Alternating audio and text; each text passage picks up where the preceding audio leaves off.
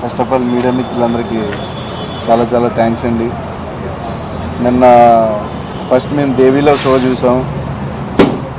అసలు అక్కడ నేను డైలాగ్ చెప్పా ట్రైలర్ రిలీజ్ అప్పుడు, చైర్లో ఎవడో కూర్చోడని.